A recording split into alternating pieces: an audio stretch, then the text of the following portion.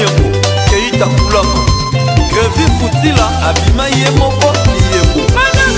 Colonel Elvis, Abraham Matingo, tous les bijoutiers, Ramsès Chikane. Balandi, il y a www.cnnews.congo #1. Donc, ils ont toujours Nadine Bolingo, na yé, le sous na site Nabino, nouvelle animatrice, il y a Congo #1 à branche à West Midland. West Midland est en UK, donc une nouvelle animatrice, na ba caméraman ou ba jeune. Donc ba Congo #1 si tu ba patron. Talaka Congo #1 pesi Nadine. Musala bo sepela teneni Nadine Bolingo aza embauché na Congo #1. Ba donc azu visa à plusieurs entrées. Donc na ne salama te pe zala te mais Congo #1 pesi Nadine Bolingo ba opportunité bo efungol Nadine Bolingo ba porte. Donc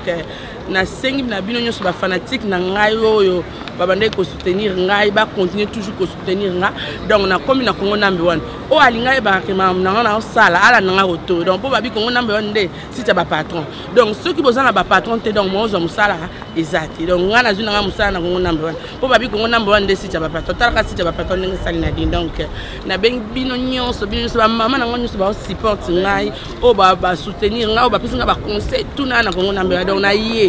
na yé na Congo #1 ba mère na tout surtout ma mère motu ya donc na conseil au pesa nga na dini na yé na Congo #1 donc na sengi bino tout boya ko soutenir nga na petit na nga Aristide Nzambe tala ka ser na dini oza site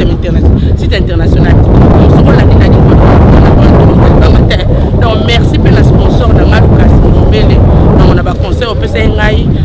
na Congo #1 et merci pour na papa bana Patrick double L donc alobi na nga pesa nga visa plusieurs entrées na Congo #1 ils ont la limite ils ont stop ils ba jeune abo ba ça na di bolingo na Congo #1 pour Congo #1 ils ont ba jeune ba cameraman ba comme ça na di tina mapata so bolingi na di na bima na mapata o bima na mapata pour so bolinga bima na mabela ko bima pour tala kaka Congo #1 babi Congo #1 balon pe na anglais #1 bongo kuma na West Midland tendeni merci vraiment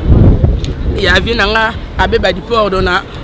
na opportunité au penza pesinga na ba porte afungoli ngape merci na équipe nous sa Congo #1 ndenge ba yaminga na Congo #1 merci beaucoup naza toujours wana pona osepeli Sabino Nadine Bolingo na roza toujours branché quand on Sabino boza toujours branché pour sepela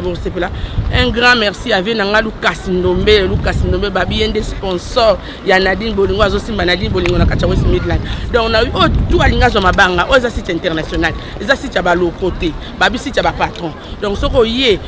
libanga soko lingi libanga solo na ba jeune cameraman o ba filmer na modèle nyos o ba tangela ngona mboko donc Congo #1 embauché bango donc to beleli bino boya po